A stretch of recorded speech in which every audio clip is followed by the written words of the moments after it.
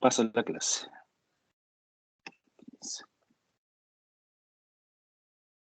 Ya, muy buenas tardes. Entonces, vamos a dar paso a la clase número 15 del curso, volviendo ya de esta semana de descanso, y vamos ya en la último tramo de este semestre.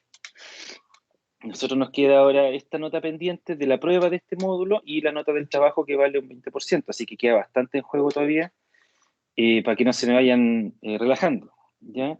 Este módulo particularmente es un poquito más complejo de entender que el anterior. Sin embargo, nosotros lo vemos hasta un alcance un poquito más general, ¿ya? El módulo 1 nosotros lo vemos de un modo más específico, este es un poquito más general, porque todo lo que es diseño y construcción de embalses, lógicamente, nos da para un curso de un semestre. ¿Ya? Aquí hay mucha información y muchas cosas que abarcar. Entonces yo trato de tomar todo eso y hacer una síntesis y mostrárselo acá en este curso, en este módulo, ¿ya? Pero como les digo, es muy grande, hay muchas especialidades de la ingeniería que se ven desarrolladas en este tipo de obras, ¿ya? Entonces nosotros ya hemos pasado por la parte general de qué consiste o cómo está armado un sistema de este tipo. Luego nos metimos en lo que son las obras, ¿cierto? Los tipos de obras, cuál es la funcionalidad de cada una de ellas, más o menos en qué consideración hay que tener para su diseño, para su construcción. Y la idea principal es que más o menos se vayan haciendo como una idea de la magnitud de estos tipos de proyectos, ¿ya? Y en qué consiste y el porqué de cada una de las cosas. Nosotros ya analizamos de que el proceso de generación de energía hidroeléctrica dentro de su concepción es bastante sencillo, o sea, una transformación de energía en otra, ¿ya? Pero el proceso ingenieril, todo lo que es el diseño, todo lo que es la construcción detrás de esto, es lo que lo hace una obra, un megaproyecto, ¿ya? Una obra tan interesante de analizar. Entonces, ya has visto lo que es el tema directamente de las obras civiles que se asocian a un embalse y particularmente a una central hidroeléctrica, que es lo que estamos viendo nosotros.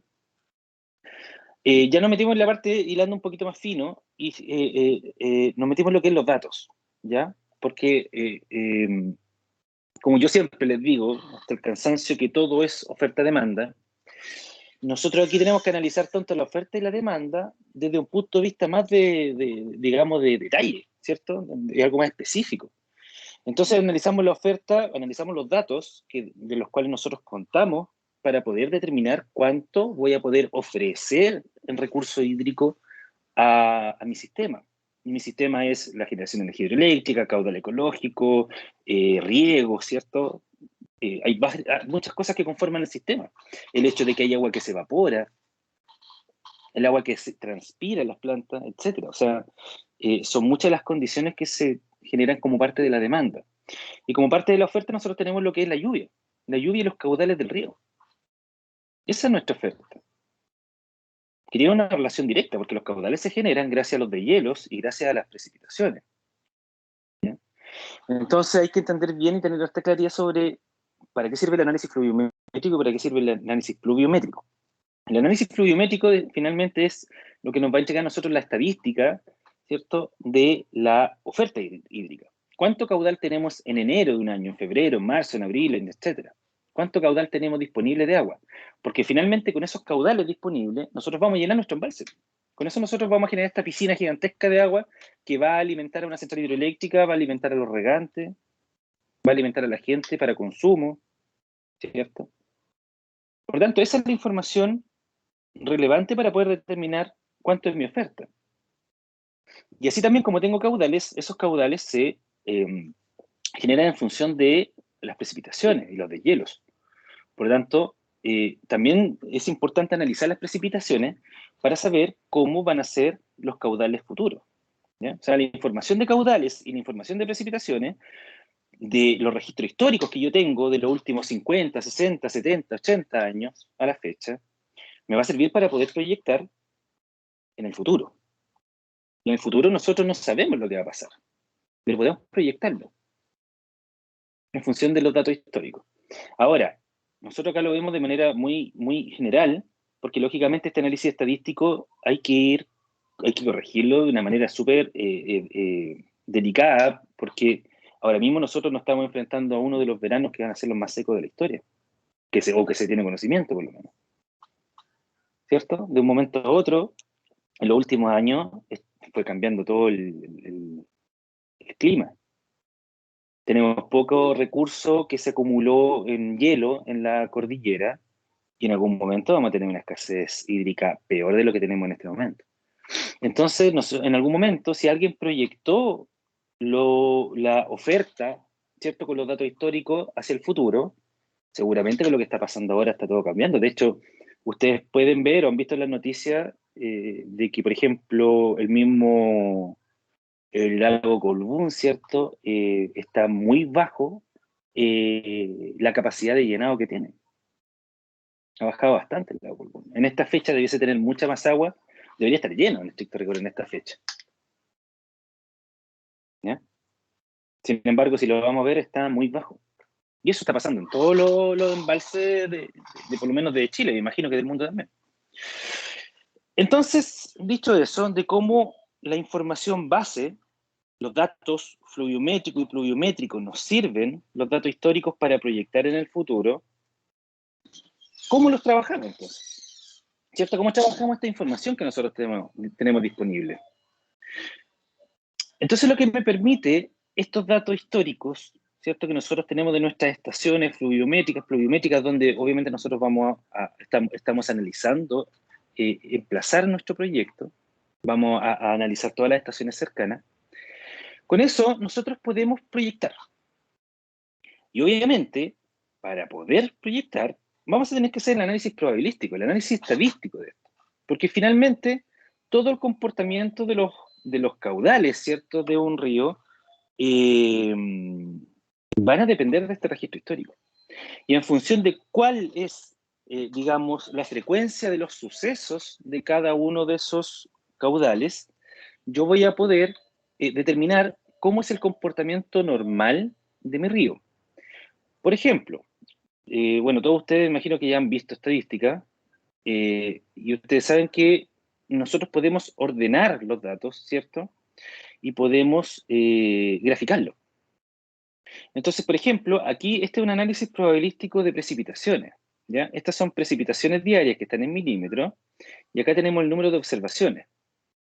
Como son precipitaciones diarias, obviamente, estos milímetros de agua caída son en un día completo. Entonces, para esta muestra, para este registro de información, que da lo mismo de dónde viene, lo importante es el comportamiento, es que, por ejemplo, nosotros vemos que la precipitación diaria entre 0 y 20 milímetros, ¿cierto? Nosotros aquí tenemos prácticamente 5 observaciones. Denme un segundito, por favor.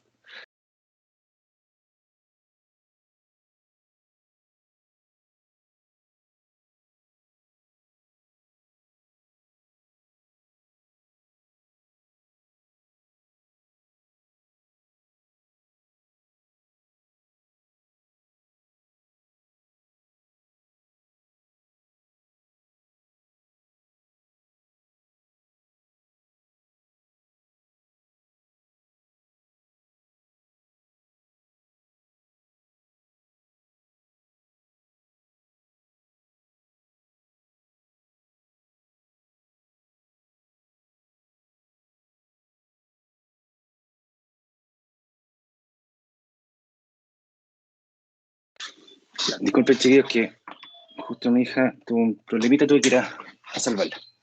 Ya, entonces lo que les comentaba, aquí nosotros tenemos los registros de precipitación diaria. Entonces, para esta estación X, de algún lugar, los días que llovió entre 0 y 20 milímetros puede haber precipitado 15 milímetros, 5 milímetros, 6 milímetros, 8 milímetros, 19 milímetros, 20 milímetros, o puede no haber precipitado, ¿cierto? Haber sido 0. Tenemos 5 observaciones, o 4 observaciones aproximadamente. Los días, o sea, 4 días que precipitó entre 0 y 20 milímetros, eso es lo que quiere decir. La cantidad de días que precipitó entre 20 y 40 milímetros, en este caso son aproximadamente 18 días, ¿cierto? O sea, no aproximadamente, deben ser 18 días, porque estos tienen que ser números enteros, pues los días no se considera un 1,6 días, sino que son números enteros. En este caso, al parecer es el 18, ¿cierto? Por donde está ubicada la parte superior aquí de este registro de datos. Entre 40 y 60 milímetros ya nos saltamos a 43 datos. Entre 60 y 80, 30 3 datos también. Entre 80 y 100 ya baja 20 datos. Entre 100 y 120 milímetros, 13 días, ¿cierto? 13 datos, etcétera.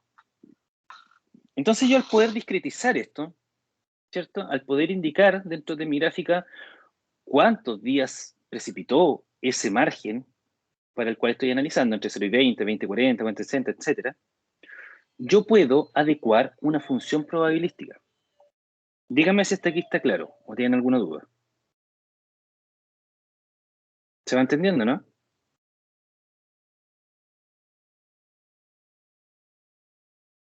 Recuerden que nosotros teníamos los datos pluviométricos acá. Entonces nosotros tenemos los datos, ¿cierto?, de cuánto llovió en el mes de enero en el año 88. Pero aquí nosotros tenemos la información diaria.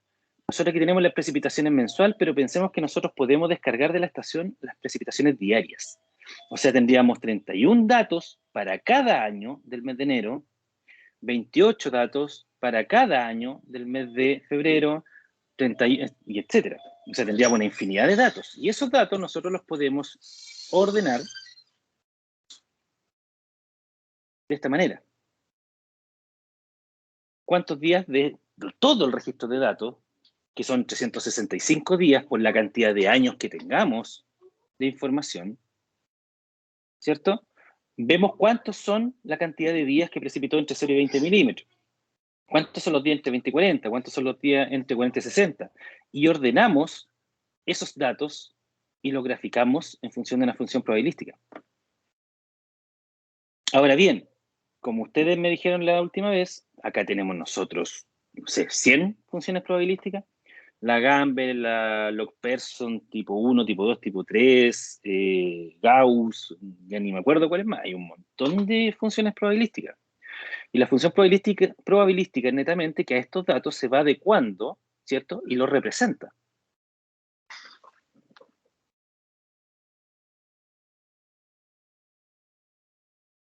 Déjenme conectar. ¿Se entiende hasta acá o no? ¿Vamos bien?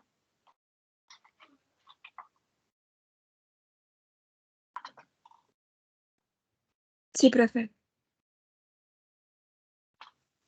Ya. Si nosotros estamos graficando aquí, ¿cierto? Y tenemos el número de observaciones, y acá tenemos la precipitación en milímetros, ¿cierto? Nosotros tenemos una ventana entre 0 y 20, después entre 20 y 40, 40 60, 60 80, 80 100, 100 120, lo vamos a dejar hasta ahí nomás. Entonces nosotros tenemos inicialmente aquí una cierta cantidad de datos, acá tenemos otra, luego bajan los registros de datos para cada una de esas ventanas, baja, obviamente a mayor precipitación es bastante lógico pensar que va a ir disminuyendo, ¿cierto? Y como todo orden de cosas, generalmente en la estadística todo se centra en la media. Entonces nosotros tenemos un tipo de función probabilística, ¿cierto? Que esa ecuación de esa función tiene esta forma. O sea, a ver, dibujé la misma que está acá. Es algo así. Que, no sé, supongamos que esta es la función, vamos a inventar, ¿eh? La log-person. Otro tipo de función, la Gamble, por ejemplo, tal vez tiene esta forma.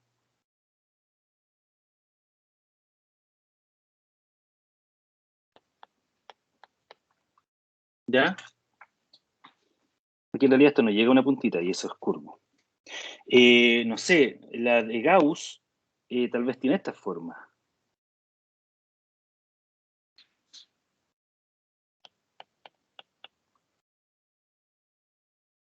Entonces, cada una de estas funciones, como pueden ver en este gráfico, cada una de estas funciones representa los datos de distinta manera. Los datos pueden encontrarse dentro de la función o pueden estar fuera de la función. Y cada una de estas funciones tiene asociado un parámetro que mide la precisión con la que mide esos datos, o con que representa esos datos, mejor dicho.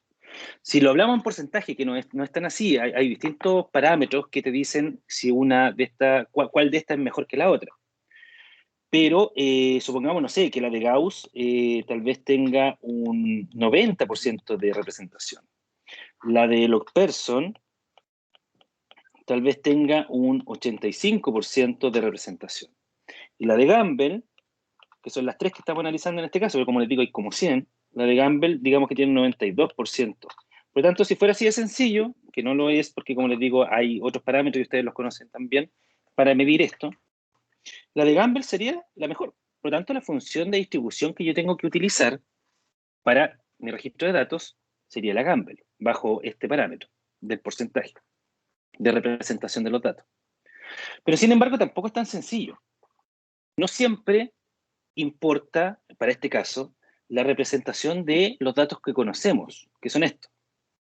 ¿Ya? O sea, no siempre importa que la que tenga mejor porcentaje sea la que se deba utilizar para hacer el análisis de los datos. Porque lo que a nosotros nos interesa analizar no son los datos que se mueven entre el 0, el 20, el 40, 60, 80 milímetros. ¿Cuáles son los datos que a nosotros nos interesa analizar? ¿Creen ustedes? ¿O nos interesaría analizar para el diseño de un embalse? Los máximos y mínimos. Los datos extremos, los máximos.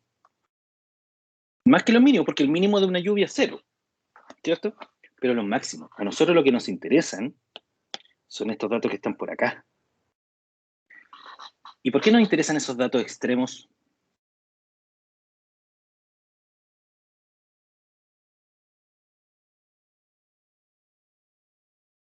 ¿Por qué nos interesan las lluvias grandes?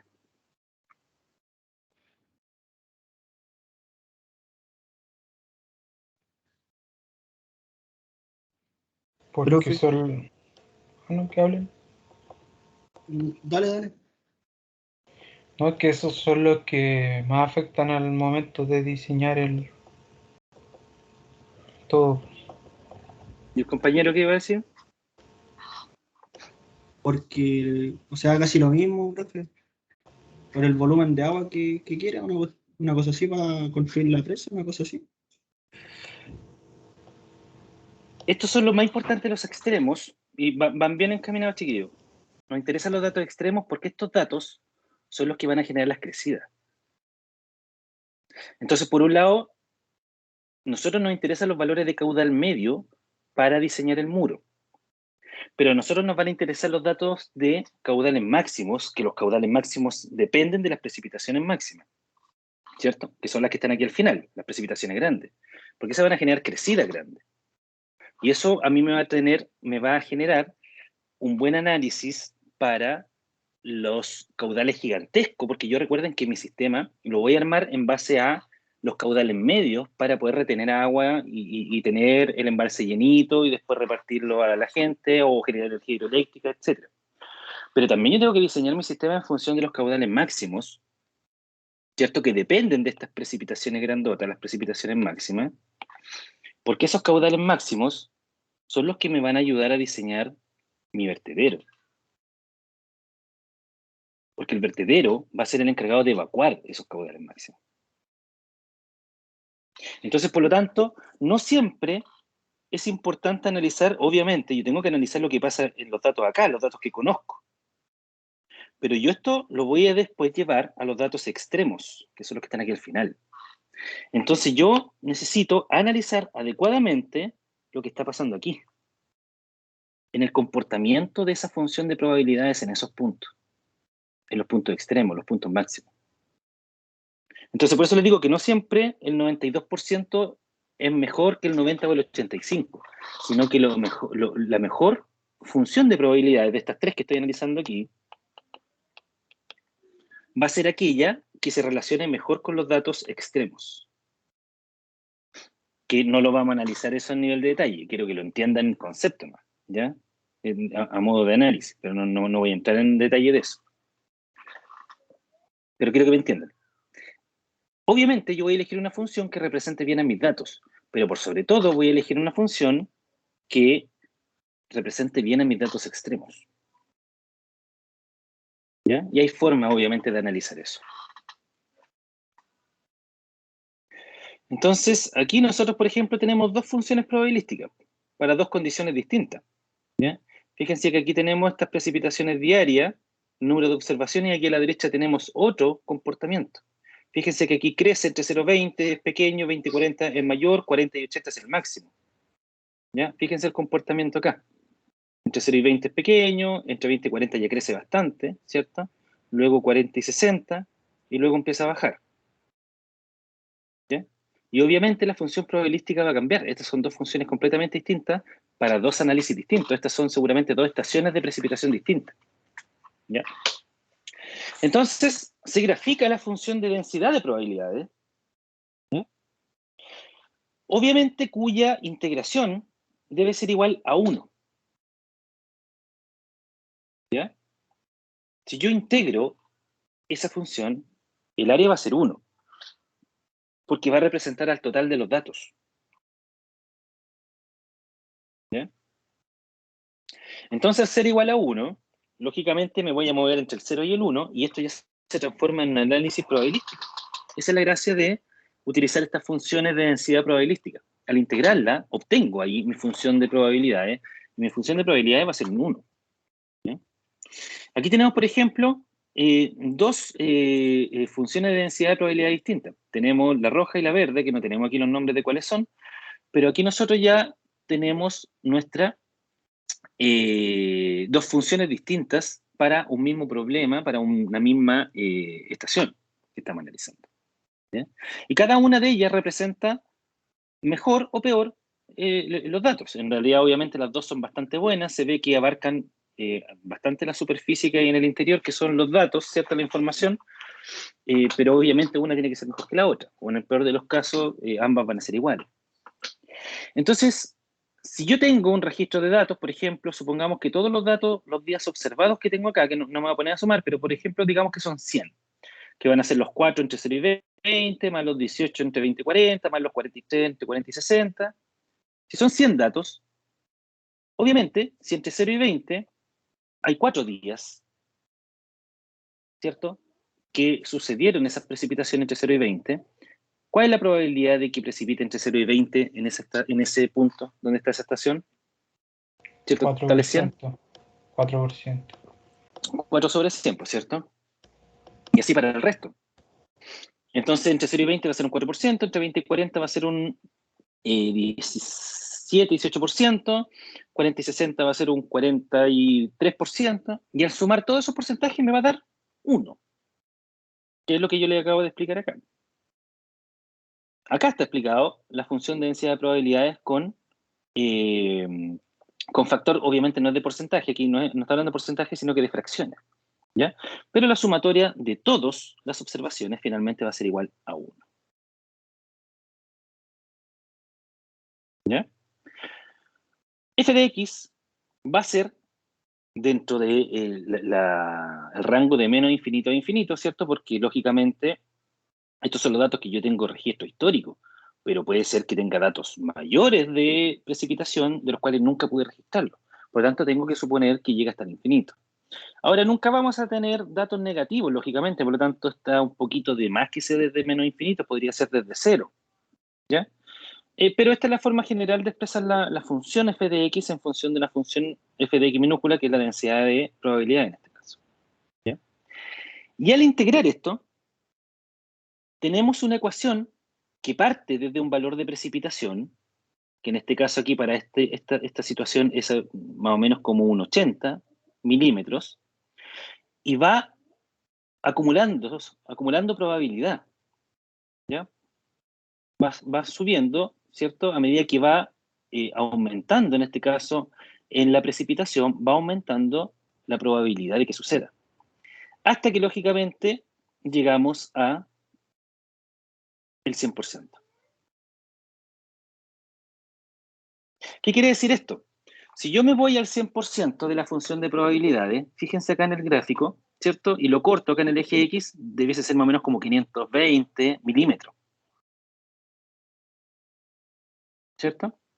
Lo que quiere decir eso es que si yo en algún momento tengo una precipitación de 520 milímetros, significa que ya tuve todas las precipitaciones posibles desde el 0 en adelante. ¿Se entiende, no?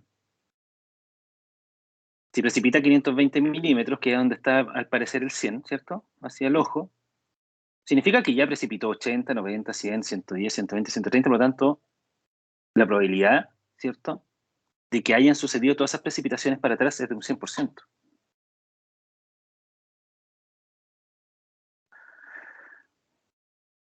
Finalmente, y que esto, para allá va esto, y esto es lo que nos interesa a nosotros, tiene que ver con el periodo de retorno. ¿Cuál es la probabilidad de un evento? ¿Cuál es la probabilidad de que suceda una precipitación? Y esto se aplica de igual manera para los caudales. ¿Cuál es la probabilidad de que suceda una cierta lluvia o que se produzca un cierto caudal en el río? Nosotros ya tenemos nuestro registro histórico, ya lo pasamos acá al análisis estadístico, aplicamos nuestras funciones de densidad de probabilidades, integramos y obtuvimos una ecuación que nos permite determinar en función de la precipitación cuál es la probabilidad de ocurrencia. ¿Ya? Entonces, la probabilidad de ocurrencia es igual a 1 menos el valor de la función evaluado en ese valor de precipitación.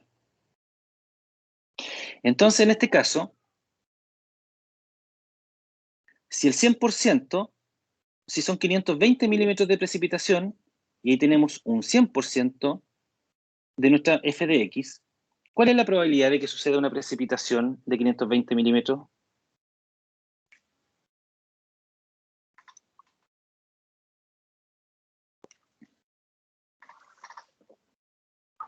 Uno partido en 100.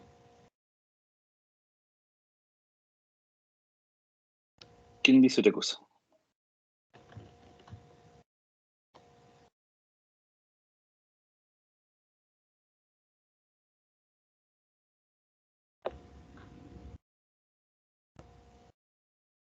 Espérense, miren, déjenme. Algo le pasó. Déjenme dibujárselo.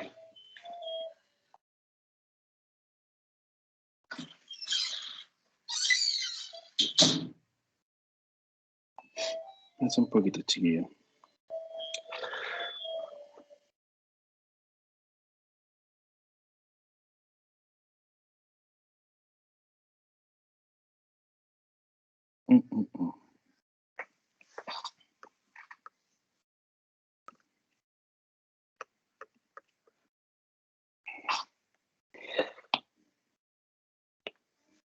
Dijimos nosotros que teníamos nuestra función de densidades en función de los datos, ¿cierto? Tenemos así nuestros datos, el comportamiento de nuestras observaciones, y tenemos nuestra función de densidad de probabilidades que es de esta manera. No importa qué función sea, da lo mismo. Si nosotros integramos, ¿cierto?, esta función de probabilidades, lo vamos a transformar en esto.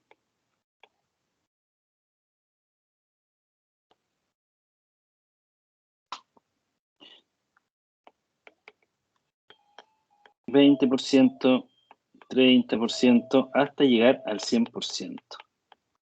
Y aquí vamos a tener toda nuestra representación de datos. Y supongamos que el 100% se alcanza en este punto. Vamos a borrar ahí para no generar conflicto. Ahí. Y ese dato es de 520 milímetros de precipitación.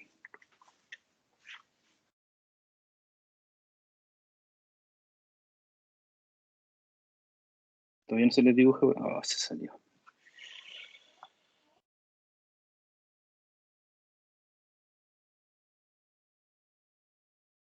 Ya.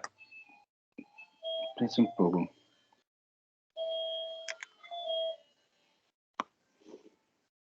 Sí, ¿por qué tengo tanto problema últimamente con esta conexión?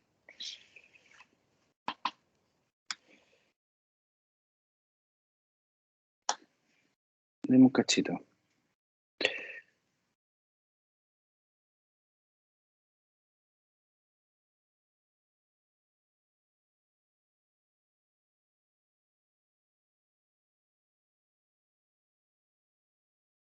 ¿Alguien más tiene problemas con BTR o no?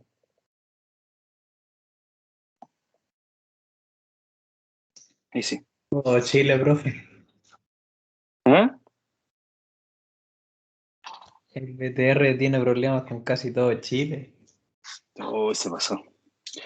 Ya, entonces les decía, supongamos que el 100% se produce para los 520 milímetros de precipitación. ¿Ya? Entonces, por lo tanto, si la probabilidad de ocurrencia de un evento es igual a 1 menos f de x, ¿ya? ¿Cuál es la probabilidad de ocurrencia de una precipitación de 520 milímetros? Según eso. Ahí sería 0. 0. 0, ¿cierto? ¿Y cuál sería la probabilidad de ocurrencia de una precipitación de 600 milímetros? Sería negativa, pero sería una falacia. No, es negativa. ¿Cuánto sería? Seguiría siendo 0. Seguiría siendo 0. Y por ejemplo, si yo les dijera, entonces, ¿cuál es la probabilidad de la ocurrencia de una precipitación de 200 milímetros? Estaría por ahí, supongamos 40%. Y el Pero el 60%. Exacto, eso es lo que le quería decir. 1 menos 0,4 sería 60% la ocurrencia de ese evento. Que esto no es otra cosa, lo que estamos nosotros analizando a partir de este gráfico proviene del registro histórico de datos ordenado. Ahora, ¿para qué? Si ustedes me dirán, profe, pero entonces, ¿para qué sirve si tenemos el registro histórico de datos y estamos armando nuestra función y analizando la probabilidad en función de ese registro histórico? Utilicemos el registro histórico y digamos, ya, perfecto, si la ocurrencia que entre serie 20, 20, 40, 40, 60. La probabilidad de que ocurra una precipitación entre 40 y 60 milímetros es de, supongamos, no sé, un 35%. ¿Para qué vamos a hacer todo el tema de transformarlo después a una función de probabilidades y determinar la probabilidad como 1 menos esa función? Y eso es porque nosotros la información que tenemos aquí es la precipitación, ¿cierto?, que suceda entre 40 y 60. Luego tenemos 60-80, 80-100 y 100-120.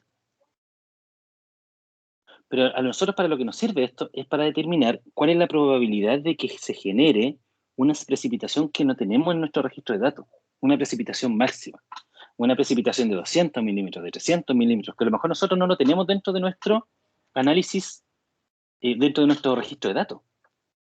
A lo mejor dentro de nuestros 80 años de registro de información no tenemos ninguna precipitación de 80 milímetros, de 200 milímetros.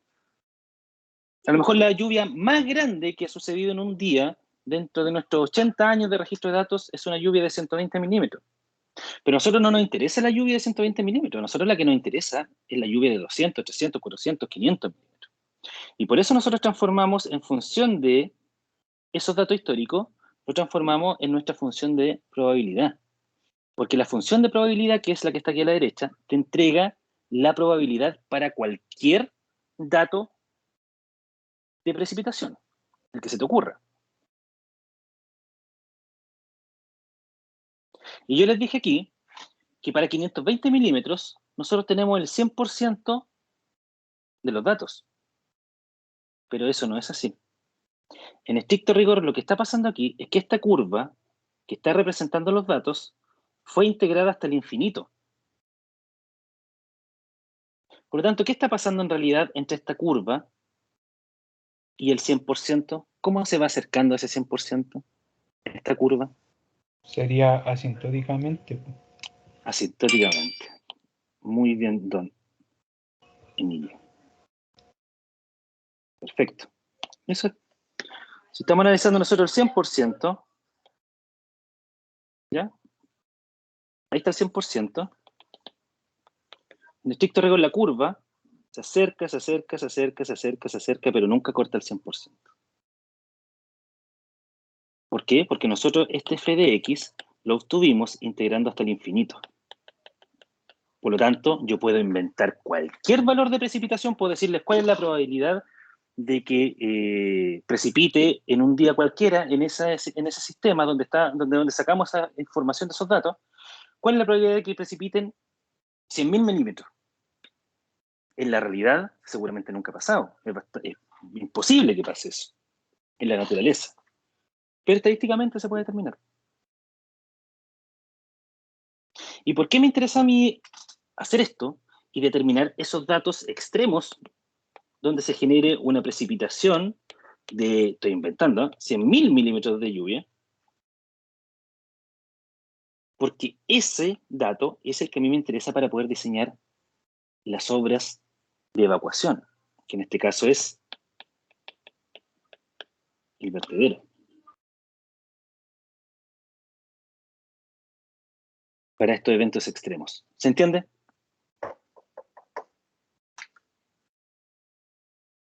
Chiquillo.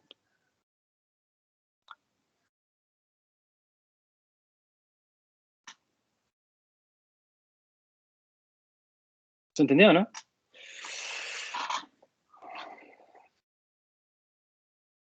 Sí, profe, solo que ahí tengo la duda si es 1 partido en F. ¿Dónde uno partido en F? El periodo sería 1 partido en F, pues, no 1 ¿Por qué? partido en T. No, es uno partido en T. Ahora les voy a explicar eso.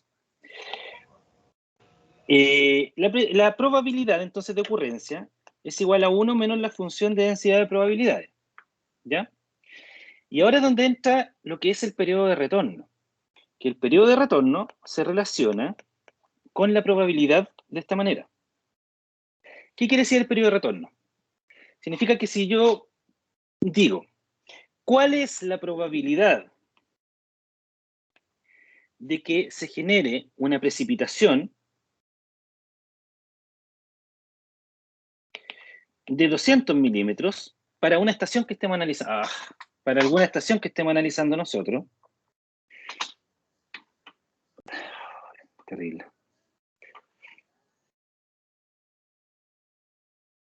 Segundo.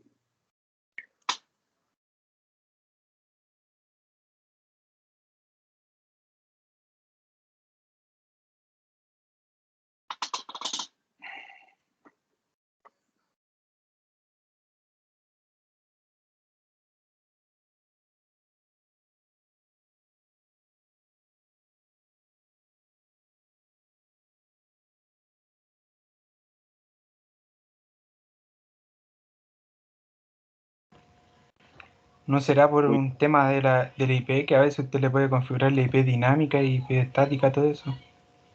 No sé, pero tengo este problema hace como 2-3 semanas y se me olvidó arreglarlo antes de volver. No sé qué le pasa a esta cosa. Tengo que cambiar la herramienta. Tengo que trabajar con otra. Ya me pretendo resolverlo esta semana, sí. No me conecta ahora.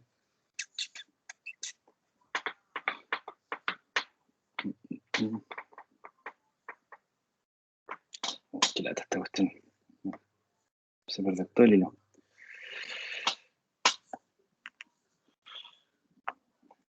Vamos a intentarlo una última vez, si no lo explico con palabras, no.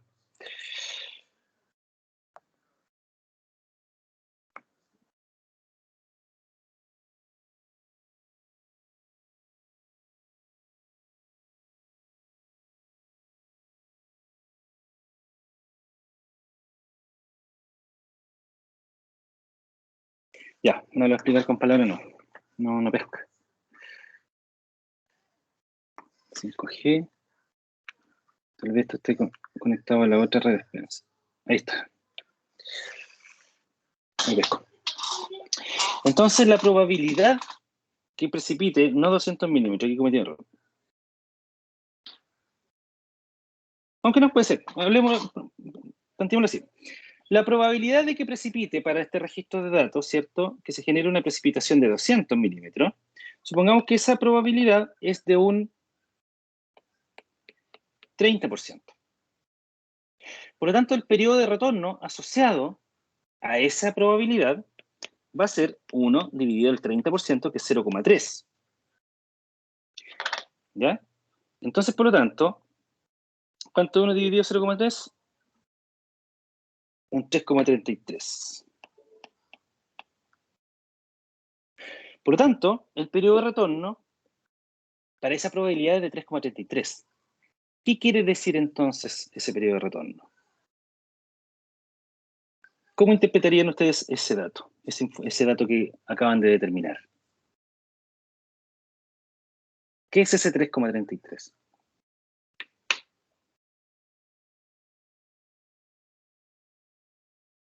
Lo dice la palabra de su nombre, periodo de retorno. Que hay un 3,33% de probabilidad de que vuelva a ocurrir ese Evento. evento. Sí. No, pues porque la probabilidad es un 30%. Ah, ya. ¿Y eso es lo que retorna, profe? ¿El 3,33? No, no es la forma de explicarlo.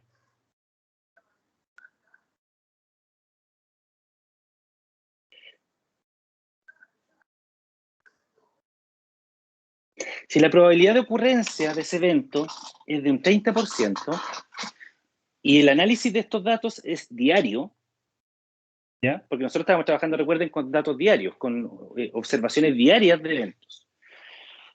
La probabilidad de que precipiten 200 milímetros de un 30% tendrían que estar en, no sé si existe algún lugar en el mundo donde tenga esa probabilidad una precipitación de 200 milímetros. Ya, profe, ya sé ¿Qué sería el significa que 3,33 si son datos diarios? cada 3,33 días va a ocurrir Exacto, esa precipitación. exacto, eso es. Entonces nosotros veámoslo al revés. Dentro de la normativa me exige que el vertedero, por ejemplo, se diseñe con datos de caudal, no de lluvia.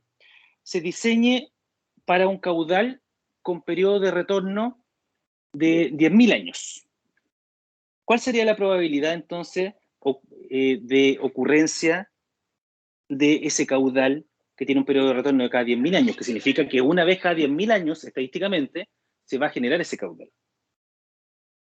¿Cuál sería la probabilidad?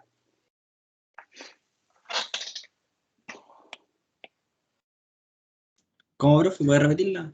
De nuevo. Yo debo diseñar el vertedero. Vamos a suponer esto. El vertedero se diseña para un caudal con un periodo de retorno de 10.000 años. ¿Ya? Así se denota. T igual a 10.000 años. ¿Cuál sería entonces la probabilidad de ocurrencia de ese caudal? Que yo estoy diciendo aquí que ese caudal sucede una vez cada 10.000 años. Y tengo datos de caudales anuales, medios anuales. En realidad son máximos. Lo determino con datos de caudal máximo anuales. Por tanto, este caudal va a suceder estadísticamente una vez cada 10.000. ¿Cuál es la probabilidad? Uno partido en 10.000. O sea, perdón, el periodo, la T, sería uno partido en 10.000. No, porque el periodo de retorno T es 10.000. Entonces la probabilidad va a ser 1 sobre T, 1 sobre 10.000. Ya. O sea, la probabilidad de esto va a ser 0,001, ¿estoy bien con los ceros? 0,0001. Sí. Son ¿Ya? 3 ceros y 1. Sí. Por lo tanto, son 3, 0 y 1. Por lo tanto, la probabilidad... No, le falta un 0. ¿Me falta un 0? Ahí. Sí. 3 ceros Por después lo la... tanto, la probabilidad va a ser de un 0,01%. Es un problema de internet, chiquillo, porque aquí claramente está súper desfasado lo que está saliéndole en la pantalla comparado con lo que estoy haciendo acá. Entonces la probabilidad va a ser 0,0001%, ¿cierto? Y con eso lo voy a llevar a porcentaje. Entonces la probabilidad de ocurrencia de ese caudal cada 10.000 años va a ser de un 0,01%. Entonces, al tener una probabilidad de un 0,01%, mi f de x, ¿cierto? Que va a ser igual a 1 menos probabilidad, estoy dando la vuelta a la ecuación original, ¿cierto? Mi f de x va a ser igual a 1 menos 0,0001, lo cual va a ser igual a 0,9999. ¿Todo es lo correcto?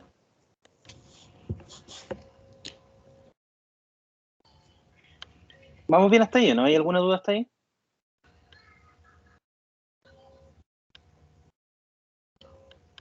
¿Chiquillo? No, profe. Profe, yo tengo una. Por favor, párenme ¿En aquí porque qué- esta parte sí que no. Si quedan colgados, estamos mal. Ya, digan. ¿En qué valor o sea, se mide? O sea, ¿en años, días o varía? El T es en años, para los caudales es en años. En realidad todo esto viene de los datos. Por ejemplo, las precipitaciones nosotros teníamos el registro diario, pero para los caudales se trabaja con los caudales medios anuales, o sea, los promedios del año. Si tengo 80 años de datos, tengo 80 datos. ¿Se entiende? Miren, vamos a los datos acá. Estos son los datos de caudal, ¿ya? De la estación, que esta la revisamos antes de irnos de la semana de descanso. El año 75 tengo para enero un caudal promedio 1,38, febrero 6,02, marzo 1,98, etcétera, y al final de estos datos tengo el caudal medio anual, 11,1. O sea, en el año 75 el caudal medio fue 11,1 metros cúbicos por segundo. Y con esos datos se trabaja. ¿Por qué? Porque después cuando yo hago mi análisis estadístico de esta cosa, yo trabajo para la ocurrencia de un caudal para un periodo de retorno de años. En este caso, el vertedero se diseña para un periodo de retorno de 10.000 años o 5.000 años, va a depender. ¿Ya? Pero supongamos que para 10.000 años. Entonces yo estoy determinando cuál es ese caudal. Pues. Yo quiero conocer ese dato. Pues. ¿Para qué caudal voy a diseñar mi sistema? Pues. La probabilidad de ocurrencia es 0,001, ¿cierto? Que es 1 partido t de 10.000 años. Por lo tanto, yo aquí estoy trabajando con mis datos de caudal medio anual. Entonces, el f de x es 1 menos la probabilidad. O sea, el f de x tiene que ser 0,9999. Y si yo me voy a mi gráfico, ¿cierto? De ocurrencia, aquí está el f de x, perdón, aquí va, versus el dato de caudal, metros cúbicos por segundo. Recuerden que este dato es el caudal medio anual. Y esto tiene esta forma. Por lo tanto, yo voy a buscar aquí dónde está mi 0,0009, 0,9999, perdón, ¿cierto? Y ese va a ser mi dato de caudal para periodo de retorno de 10.000 años.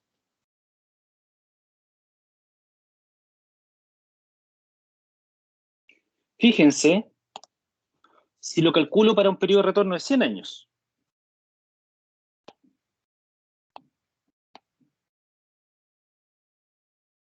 supongamos que el caudal, yo le pregunto, por ejemplo, ¿y cuál entonces es el caudal para un periodo de retorno de 100 años? En ese caso, va a ser exactamente lo mismo, pero ahora lo hacen para 100 años.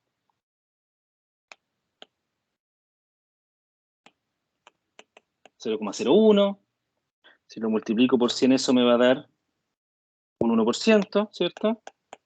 Si calculo el f de x, me va a dar 1 menos 0,01, y eso me va a dar 0,99. Por lo tanto, me voy a mi gráfico de los datos históricos, que después lo llevé a hacer f de x, ¿cierto? Con la función de densidad de probabilidades, lo llevé a mi función de probabilidades, que es el f de x, y ahora estoy buscando el 0,99. El 0,99 está ahí, más abajo que obviamente el 0,9999. Por lo tanto, lógicamente voy a tener un caudal menor. Es bastante lógico, ¿cierto? Si busco el 0,5, que sería un periodo de retorno de 2, ahí voy a tener el caudal para un periodo de retorno de 2. ¿Me van siguiendo, no? Entonces, con eso yo puedo determinar el caudal asociado a la probabilidad de ocurrencia. Y que finalmente Profe. esa probabilidad de ocurrencia se transforma en un periodo de retorno, diga. Tengo una duda porque delante cuando usted dibujó el gráfico escribió el porcentaje arriba del 100%. Y ahí uno puede ver que es al revés, porque el 100% estaría más abajo y lo que está más arriba se acerca al cero. No, porque esto no es probabilidad, este es el f de x. La probabilidad es 1 menos f de x. Ya. Este es el f de x. La probabilidad del 0,9999 es 0,0001. Esa es la probabilidad del 0,999 f de x. Ah, ya. Ahí. ¿Entendió? Sí. Y si yo determino cuál es el periodo de retorno de esa probabilidad, es 1 partido por p. O sea, 10.000 años. Si esto fuera lluvias, las lluvias como lo vimos nosotros anteriormente estaban en días, sería 10.000 días. ¿Ya? Pero aquí los caudales, nosotros, para el diseño de obras con caudales se trabaja con los caudales medios anuales. Por eso es que aquí el periodo de retorno es 10.000 años, en este caso. Ya, profe. ¿Ya? Entonces, ¿qué es lo que pasa aquí? Que para eventos extremos, yo dentro de la información que tengo acá de mi estación, no tengo eventos extremos. No tengo los datos que necesito aquí al final, las precipitaciones gigantescas, los caudales grandotes. ¿Ya? Y para eso me sirve transformar la función de densidad de probabilidad en una función de probabilidad, de distribución de probabilidad, porque me ayuda a llegar a las probabilidades de ocurrencia mínimas, del 0,0001%. ¿Me entienden? Esa es la idea. Para eso sirve este análisis estadístico, para poder identificar aquellos datos de caudal o precipitación que a lo mejor nunca han ocurrido o que capaz que hayan ocurrido pero no lo tengo registrado porque yo registro hace 80 años, 70 años, 60 años información nomás. Por ejemplo, la taguía que se llevó el río allá en la Central Ralco, esa taguía fue diseñada de acuerdo a los datos históricos y se diseñó también para un cierto periodo de retorno, un caudal con un cierto periodo de retorno. Pero aún así, igual el río tuvo justo en ese año, sucedió una crecida que no se tenía información y sobrepasó la taguía. Ya, entonces, otro punto importante de analizar en una cuenca, además de sus caudales y sus precipitaciones, es poder saber cuándo yo cuento con mayor disponibilidad de agua o menor disponibilidad del recurso hídrico. Entonces hay que caracterizar la cuenca y determinar cuál es el régimen de caudales de esa cuenca. Y para poder determinar el régimen de caudales hay que analizar tanto el régimen de precipitaciones como el de caudales. ¿Ya? Porque tiene una relación directa, mientras más llueva hay más agua. Los caudales son más grandes. Entonces, en función de esto, se analiza con los datos históricos y se determina cómo es el comportamiento de esta cuenca. Entonces se grafican los caudales, que puede ser, por ejemplo, con los caudales medios anuales. Se grafica el caudal versus los meses. Y si yo les pido un análisis rápido de esta cuenca y les pregunto, ¿qué me podrían decir ustedes de esta cuenca? Aquí tenemos los caudales versus el mes. ¿Qué me podrían decir? ¿Qué podrían concluir solamente con mirar en la gráfica?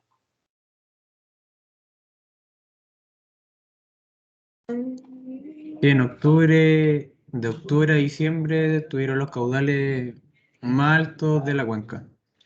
Ya. Perfecto. ¿Y qué podría concluir a partir de eso? Si entre octubre y diciembre están los caudales más grandotes, ¿qué podría usted concluir a partir de eso? ¿Cómo es esta cuenca? ¿Cómo se alimenta esta cuenca?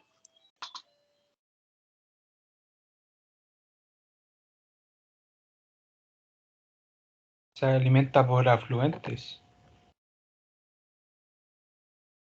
¿O no? O sea, siempre se va a alimentar de ríos afluentes, pues. O Todas. sea, más de afluentes que de precipitaciones. Es que la cuenca siempre se va a alimentar de una u otra forma a partir de las precipitaciones. Pero acá particularmente, ¿qué está pasando en esos meses? ¿Por qué tengo más caudal en el río? ¿A qué Por se el, deben esos caudales tan altos? por el deshielo, profe. Por los de hielo. Entonces aquí hay una forma de caracterizar la cuenca. Aquí fíjense que el pic más alto está en los meses donde seguramente está deshielándose el agua, el hielo que se acumuló en el sector cordillerano. Y fíjense que en los meses de junio, julio y agosto también tenemos un pic más pequeño que el de deshielo, pero tenemos un pic finalmente. Y ese pic de junio, julio y agosto son las precipitaciones. Entonces aquí nosotros tenemos una cuenca donde el deshielo es más relevante que las precipitaciones. Al régimen de deshielo se denomina régimen nival y al régimen de precipitaciones, régimen pluvial. En este caso, como en esta cuenca ambos son importantes, se denomina que esta es una cuenca nivo-pluvial. Y va primero la nieve, nivo, pluvial, ¿cierto? Pluvial es la lluvia. Va primero la nieve porque es la más importante. Si fuera más importante el régimen de lluvia por sobre los deshielos, sería pluvio-nival, al revés. Pero este es un régimen nivo-pluvial. La nieve, los deshielos de la nieve, ¿cierto? Es más relevante que las precipitaciones en esta cuenca. ¿Estamos? Aquí tenemos entonces, aquí se graficaron los caudales medios mensuales para la totalidad de los años. ¿Qué quiere decir eso? Que se tomaron los abril de todo el registro de datos y se promediaron. Se tomaron los de mayo de todos los registros de datos, los de junio, los de julio, agosto, etcétera, de todo el registro de datos de años y se graficaron acá. ¿Ya? Entonces, particularmente, como les comentaba, aquí se pudo determinar que los deshielos son lo más relevante, por sobre la lluvia. Y esta es una caracterización interesante porque permite concluir que los datos de octubre, noviembre, diciembre en esta cuenca son a los que les tengo que tener mayor ojo, porque esos son finalmente los que me van a entregar la información de los datos extremos. ¿Me entienden? Aquí es donde está el extremo, que es el que a mí me interesa, porque a mí me interesa acumular agua con esto, con ese pico. ¿Estamos?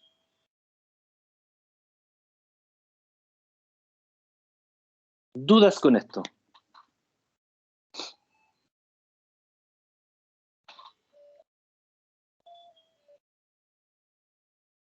¿Dudas hasta acá, chiquillos?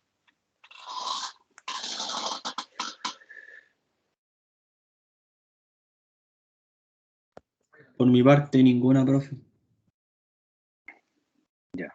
El resto espero que estén todos cachando bien, chiquillos, para que no nos quedemos atrás. ¿A cómo estamos hoy? A 8, ¿cierto? Sí, Quedan profe. 3 clases. Quedan 3 clases. Déjenme echar una miradita a lo que queda. No, estamos bien. Ya, muchachos. Creo que estuvo bien densa la clase, así que lo vamos a dejar hasta acá. Nos quedan 3 clases todavía. Yo creo que en 2 clases terminamos la materia, porque no queda tanto. La idea es que revisen esta clase nuevamente, lo voy a subir ahora, para que me puedan traer dudas, porque me imagino que esta debe ser la clase más complicada a lo mejor de este módulo, ¿ya? De entender. Vamos a tratar de retomarlo igual la próxima clase, para poder hacer un refuerzo de lo que vimos hoy.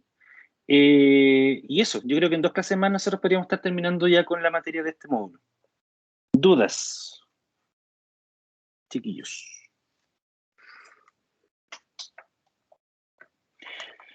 Ya, pues, si estamos bien, entonces nos vemos el día viernes. ¿Les parece?